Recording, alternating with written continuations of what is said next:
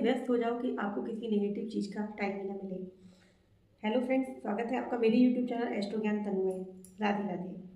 आज का जो कार्यक्रम है वो मकर राशि पर आधारित है। मकर राशि वालों को आज का ये कार्यक्रम बहुत ज़्यादा महत्वपूर्ण होने वाला है, क्योंकि देवताओं के गुरु देव बृहस्पति मार्गी से वक्री हो रहे हैं 9 अक्टूबर से लेके 4 फरवरी के बीच में 113 दिन का समय है।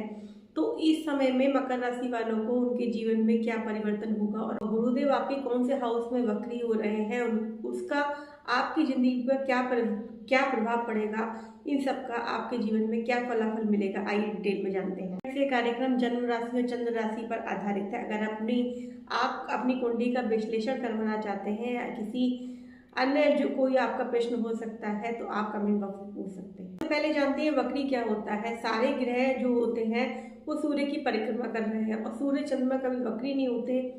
राहु केतु हमेशा वक्री रहते हैं और सारे ग्रह वक्री होते रहते हैं।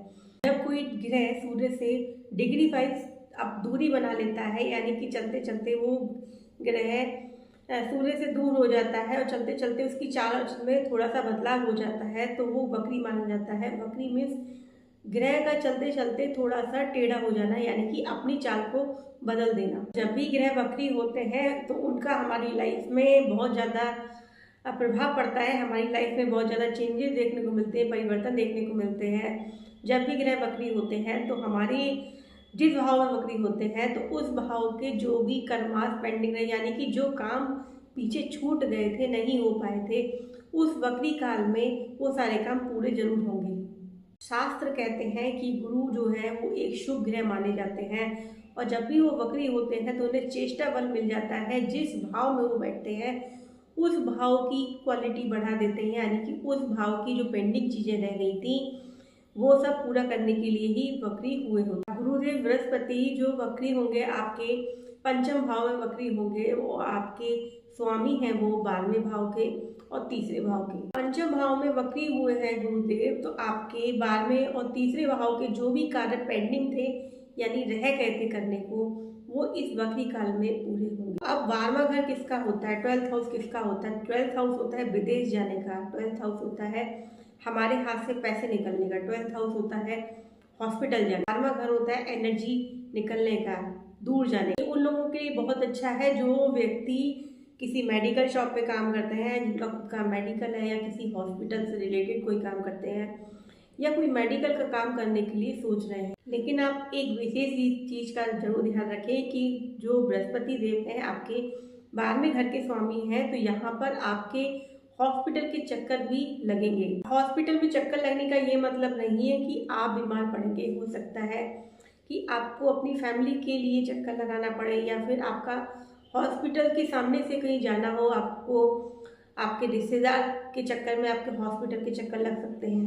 आपके हाथ से पैसे भी खर्च होंगे। आप हो सकता है कोई गाड़ी ले, कोई प्रॉपर्टी ले, लेकिन खर्चा तो आपके हाथ से होगा ही। लेकिन ये उन लोगों के लिए बहुत अच्छा है जो लोग प्रॉपर्टी में इन्वेस्ट करने का सोच रहे थे, घर लेने का सोच रहे थे, या फिर कहीं पे कुछ इन्वेस्टमेंट करने का सोच रहे थे साल 6 महीने। ये बृहस्पति देव जो हैं वो आपको लॉन्ग ट्रैवल भी कराएंगे। आप लोग बहुत टाइम से सोच रहे थे धार्मिक यात्राओं पे जाने के लिए या वैसे किसी लॉन्ग ट्रैवल पे जाने के लिए, तो यहाँ पर धार्मिक यात्राओं से रिलेटेड आपके लॉन्ग ट्रैवल भी हो सकते हैं। यहाँ पर 12वें घर के साथ साथ तीसरा घर भी एक्टिवेट हो रहा है, और तीसरा घर होता है आपके शॉर्ट ट्रैवल का और 12वां घर होता है आपके लॉन्ग ट्रैवल का।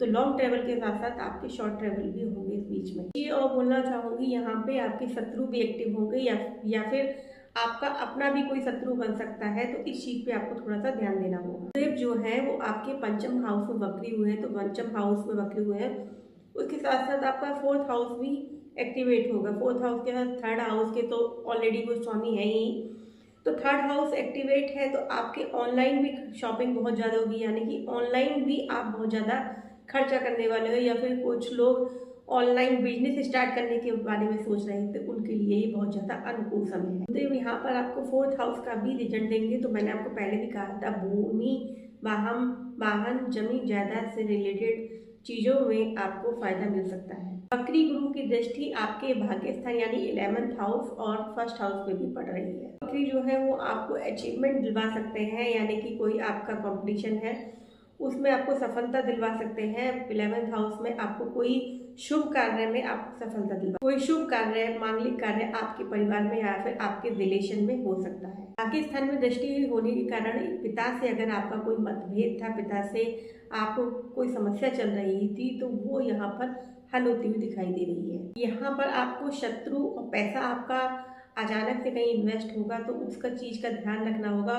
और जो गुरुदेव है आपके 12वें घर को भी एक्टिव कर रहे हैं, तो आपको थोड़ा सा अपनी हेल्थ का भी यहाँ ध्यान रखना होगा। इंडाइजेशन, पेट से संबंधित समस्या, एलर्जी से आपको विशेष ध्यान देने की जरूरत है। धन पक्ष से भी ये वक्री जो गुरु हुए हैं वो आपको कोई शुभ समाचार मिल सकता है। अगर आपकी संतान है तो उधर से भी आपको कोई सेटिस्फैक्ट्री गुड न्यूज मिल सकती है। देखा जाता है कि गुरुदेव जो है वो आपके कौन से स्थान में वक्र हुए हैं, तो आपके पंचम स्थान, त्रिकोण स्थान यानी कि लक्ष्मी स्थान में इस समय गुरुदेव जो है आपके वक्र हुए हैं।